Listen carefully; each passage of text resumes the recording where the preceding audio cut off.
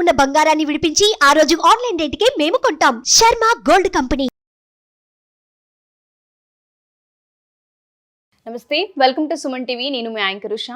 చాలామంది జూలై మాసానికి సంబంధించి 12 రాశుల వాళ్ళకి ఏ విధంగా ఉండబోతుంది, ప్రత్యేకించి ఏ పరిహారాలు పాటించాలి, వ్యాపార రీత్యా ఉద్యోగ రీత్యా అని అడుగుతూ ఉంటుంటారు. వాళ్ళందరికీ సంబంధించి ఒక్కొక్క రాశి గురించి వివరించడానికి మనతో పాటు ఇవాళ స్టూడియోలో ఉన్నారు సురేష్ గారు. సో ఆయన్ని అడిగి 12 రాశుల వారికి ఏ విధంగా ఉండబోతుందో తెలుసుకుందాం. నమస్తే సురేష్ గారు. నమస్కారం ఉషా గారు. కర్కాటక రాశి వారికి మనం చూసుకుంటే జూలై మాసాంతం అసలు ఏ విధంగా ఉండబోతుంది అంటారు? సో కర్కాటక రాశి ఫలాలు కనుక జూలై 2024 ప్రిడిక్షన్ మనం చూద్దామండి. దానికి ముందు అసలు ఈ రాశి ఫలాలు మనం ఎందుకు తెలుసుకోవాలంటే, లైఫ్ అనేది ఎలా జీవించాలి, ఓకే, ఒకటి కష్టపడుతూ దుఃఖపడుతూ ఏమిటి దేవుడా అన్నట్లు బాధపడుతూ ఉండాలా, లేదంటే చక్కగా హ్యాపీగా బ్లిస్ఫుల్గా మనం ఉండి మన చుట్టూ వాళ్ళని కూడా హ్యాపీగా చేస్తూ ఓకే జీవితాన్ని ఒక సాధక చేసుకునేటట్టు జీవించాలా అనే దానికి సంబంధించి ఈ రాశి ఫలాలు మనకి ఎంతో ఉపయోగపడుతూ ఉంటాయండి. రాశి ఫలాలు ఎవరైతే తెలుసుకుంటారో వాళ్ళ జీవితం తెలుసుకున్నంతనే వాళ్ళ ప్రాబ్లమ్స్ పోయి వాళ్ళ ఒక పరిణితి చెంది వాళ్ళ ఫ్యామిలీస్ కానీ వాళ్ళు కానీ చాలా బాగుంటారండి. అందుకని మహర్షులు మనకి ఇచ్చిన ఈ జ్ఞానాన్ని మనం అందరికీ తెలియజేద్దామండి. కాబట్టి ఇందులో వచ్చేటప్పుడు కర్కాటక రాశి వారికి ఫస్ట్ నక్షత్రాల ప్రకారంగా మనం చూసుకుంటే వాళ్ళు పునర్వసు నక్షత్రం 4 పాదం, తర్వాత పుష్యమి 1, 2, 3, 4 పాదాలు, ఆశ్లేష 1, 2, 3, 4 పాదాలకు సంబంధించి నక్షత్రం వాళ్ళంతా కర్కాటక రాశి కింద వాళ్ళు వస్తారు. ఇవి కాకుండా పేరు బలం కనుక మనం చూసుకుంటే హీ, హూ, హే, హో, డా, డి, డు, డే, డో ఈ అక్షరాలు లేదంటే మోరార్లస్ ఈ సౌండ్తో ఉన్న పేర్లు వాళ్ళందరూ కూడా కర్కాటక రాశి కింద వస్తారనమాట. అయితే కర్కాటక రాశి వారికి మనకి ఈ మంత్లో జూలై 2024లో ఒక గోచారం ప్లానెటరీ పొజిషన్ చాలా ఎక్కువగా షిఫ్ట్ చేంజెస్ ఉన్నాయి అనమాట. దానివల్ల చాలా విషయాలను వాళ్ళు అనుభవిస్తారనమాట. ఓకే, వాళ్ళకి ఎన్కౌంటర్ అయ్యే అవకాశం ఎక్కువ ఉందన్నమాట. అందులో సూర్యుడు వచ్చేటప్పటికి కర్కాటక రాశిలో 16వ తారీఖున ప్రవేశిస్తున్నారు. తర్వాత బుధుడు వచ్చేటప్పటికి సింహరాశిలో 19వ తారీఖున, శుక్రుడు 7వ తారీఖు నుంచి కర్కాటక రాశిలో, మార్స్ వచ్చేటప్పటికి 12 నుంచి వృషభ రాశిలో సంచారం ఉంది. సో వీటి ఇంపాక్ట్ కనుక మనం చూసుకుంటే సూక్ష్మ గోచారం లేదంటే లఘు గోచారం అంటారు. దీని ప్రకారం కనుక మనం చూసుకుంటే తర్వాత సూర్యుడు వీళ్ళకి వచ్చేటప్పటికి ధనచనాన్ని కలిగిస్తాడు ఫస్ట్ 15 డేస్. ఆ తర్వాత స్థాననాశాన్ని కలిగించే అవకాశం ఎక్కువ ఉందన్నమాట. ఆ తర్వాత మనకి కుజుడు వచ్చేటప్పటికి శుచం అంటే బాధను కలిగిస్తాడు. ఆ తర్వాత మార్స్ వచ్చేటప్పటికి భూలాభాన్ని కూడా చూపిస్తూ ఉంటారనమాట. తర్వాత బుధుడు వచ్చేటప్పటికి అర్ధక్షయం లాస్ ఆఫ్ వెల్త్ డబ్బుని వీళ్ళు కోల్పోయే అవకాశాన్ని కలిగిస్తారు. అదే బుధుడు తర్వాత వచ్చేటప్పుడు వీళ్ళకి ధనాన్ని కూడా ప్రసాదిస్తారనమాట. శుక్రుడు వచ్చేటప్పుడు వీళ్ళకి అర్ధ ప్రాప్తిని ధనాన్ని కలిగిస్తూ ఉంటాడు. శుక్రుడు వీళ్ళకి మంత్ అంతా చాలా బాగుంటుంది, ఒక రకంగా ధనాన్ని ఇస్తాడు. అఖిల విషయ భోగం అన్ని విషయాల్లో చాలా కంఫర్టబుల్గా కూడా ఇస్తూ ఉంటారు అన్నమాట. ఇవి మనకి సూక్ష్మ గోచారం లేదంటే లఘు గోచారం ప్రకారం.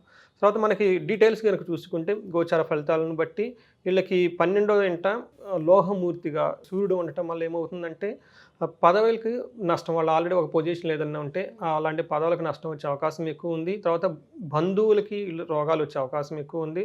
తర్వాత ధన వ్యయం, ఎక్కువగా డబ్బు ఖర్చు పెడుతూ ఉంటారు. తర్వాత ప్రాణం పోయే అంతగా ఇబ్బందులు వచ్చే అవకాశం ఎక్కువగా ఉంది కాబట్టి కేర్ఫుల్గా ఉండాలి. తర్వాత మిత్రులతో గొడవ పడే అవకాశం ఎక్కువ ఉంది. జ్వరాలు, తర్వాత అనవసరంగా విచారపడే అవకాశం ఎక్కువ ఉంది. ఇది 15 డేస్ ఎక్కువ ఉంటుంది కాబట్టి ఫస్ట్ 2 వీక్స్ చాలా కేర్ఫుల్గా ఉండాలి వీళ్ళు. తర్వాత ఫస్ట్ హౌస్లో వచ్చేటప్పటికి సువర్ణమూర్తిగా ఉంటున్నాడు, బట్ బెటర్గా ఉంటారు.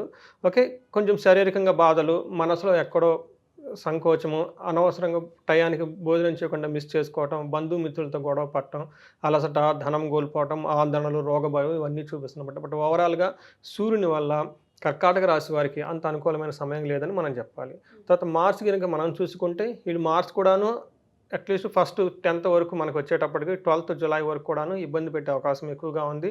అదేంటారు చూడండి, అగ్గిగా ఆగ్నం పోసినట్లు సూర్యుడే సరిగా లేకపోతే మార్సులపై ఇంకా కష్టాలు కలిగిస్తున్నారు. వాళ్ళకి మార్స్ ఎలాంటి కష్టాలను కలిగిస్తారంటే రోగాలు, తర్వాత పసలేని తిండి తినటం, ఎప్పుడూ తిరుగుతూ ఉండే ఒక ఉద్యోగం ఏదైనా వచ్చేసి వృధాగా తిరగటం, తర్వాత కార్యవిఫలం ఏదైనా పని అనుకుంటే ఫస్ట్ 10 డేస్ పోస్ట్పోన్ చేసుకోవడం చాలా బెటరు. సో ఒకవేళ ఫెయిల్ అయినా కానీ టెన్షన్ పడకుండా మళ్ళీ రీస్టార్ట్ చేసుకోవాలి, మెంటల్గా ప్రిపేర్ అవ్వండి. అనారోగ్యం ఉంటుంది, శత్రువుల వల్ల బాధ ఎక్కువ పడుతుంది అనమాట. అయితే వీళ్ళకి 12వ తారీఖు నుంచి ఇది మార్స్ చాలా మంచి ఉపయోగాన్ని ఇస్తున్నాడు కాబట్టి సెకండ్ వాక్ నుంచి ఇప్పటి నుంచి ఆరోగ్య లాభం, ధనలాభం ఉంటుంది.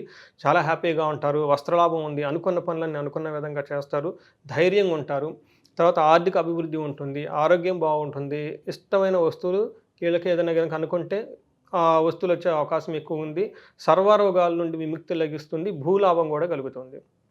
సో పర్టికులర్గా ఈ రాశి వాళ్ళు కనుక థర్డ్ వీక్ నుంచి రియల్ ఎస్టేట్ రిలేటెడ్ కానీ ఏమైనా కనుక పనులు చేస్తుంటే చాలా బాగా కలిసి వచ్చే అవకాశం వీళ్ళకి ఎక్కువ ఉందండి.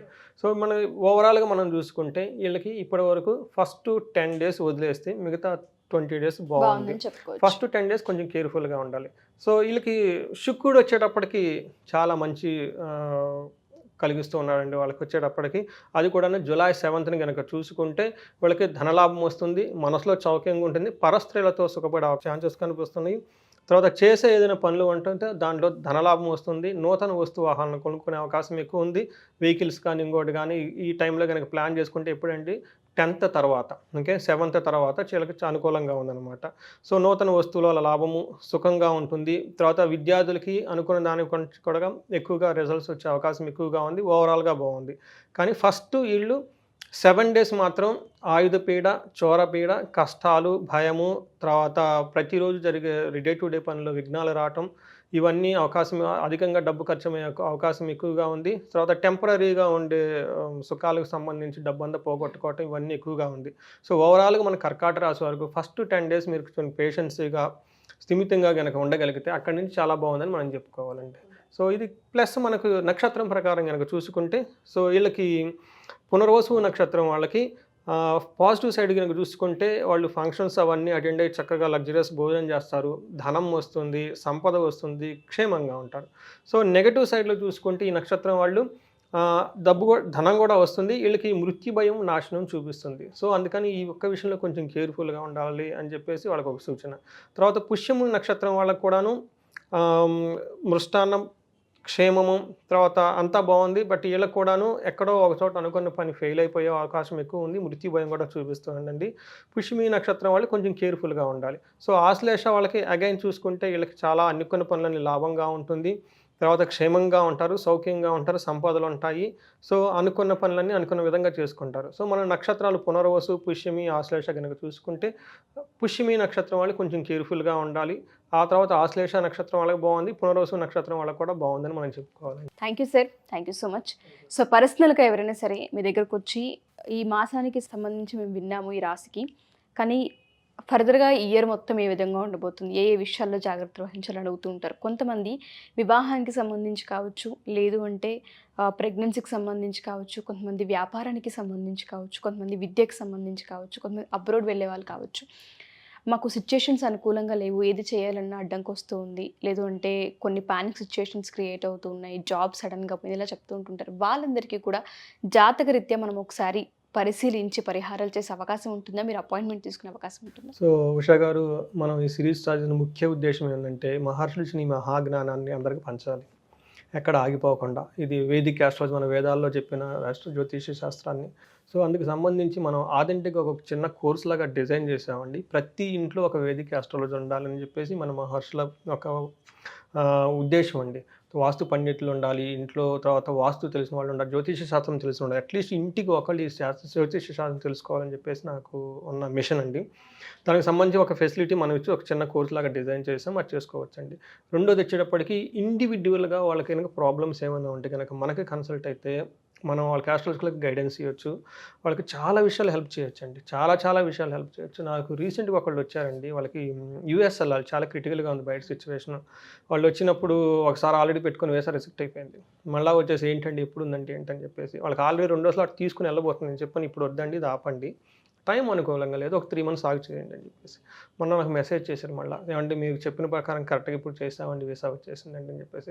ఏమవుతుందంటే మనం చాలా ఖర్చు పెట్టుకొని చేస్తూ ఉంటాం అనమాట. అయితే సో మనకి ఆస్ట్రాలజికల్గా ఏది ఫేవరబుల్గా ఉంది, ఏది ఫేవరబుల్గా ఉన్న విషయాలు మనకి జ్యోతిష్ శాస్త్రం మనకి ఎన్నో విషయాలు చెప్తూ ఉంటాయి. కాబట్టి వాటిని అనుగుణం చేసి జనాలు ఏంటంటే ఎఫర్ట్లెస్ జర్నీగా మనం చేయాలని చెప్పేసి కోరుకుంటున్నాము. ఇంతేకాకుండా మనకి ఆర్థిక ఇబ్బందులు పడుతూ ఉంటారండి. సో మనం కనకదార అని ఒక ప్రోగ్రామ్ చేసాం, మంచి రెస్పాన్స్ వస్తుంది, చాలామంది దాన్ని వినియోగించుకుంటూ ఉన్నారు కూడాను, ఆర్థికంగా ఎదగటానికి, అప్పుల బాధంతా పోవటానికి. సో అలాంటి వాళ్ళు కూడాను మనకి ఈ స్క్రీన్ మీద కనిపిస్తున్న నెంబర్ కనుక కనెక్ట్ అయితే మనకి వాళ్ళకి గైడెన్స్ ఇవ్వచ్చు. తప్పకుండా sir. Thank you sir, thank you so much. Thank you. So ఎవరైనా సరే మా ఈ ఎపిసోడ్ కనుక చూస్తే కనకదార హోమం ప్రత్యేకించి ఎవరైతే అప్పుల బాధతో ఇబ్బంది పడుతూ ఉన్నారు, లేదా సకాలంలో మనీ రావట్లేదు, స్ట్రక్ అయిపోతుంది అనుకుంటూ ఉంటారు, వాళ్ళందరికీ కూడా ఈ హోమం చాలా పెద్ద హెల్ప్ అవుతూ ఉంటుంది. చాలా ఇంపాక్ట్ని కూడా క్రియేట్ చేస్తుంది. అండ్ దాంతోపాటు జాతక రీత్యా ఒకసారి సురేష్ గారిని కలవాలి అనుకున్న, సలహాలు సూచనలు తీసుకోవాలి అనుకున్న, కింద స్క్రోల్ అవుతున్న కాంటాక్ట్ నెంబర్ని కాంటాక్ట్ చేస్తే సురేష్ గారి టీం మీకు పూర్తి వివరాలు అందిస్తారు. Thank you. సుమన్ టీవీలో మీ పర్సనల్ అండ్ బిజినెస్ ప్రమోషన్స్ కోసం కింది నెంబర్కి కాంటాక్ట్ చేయండి.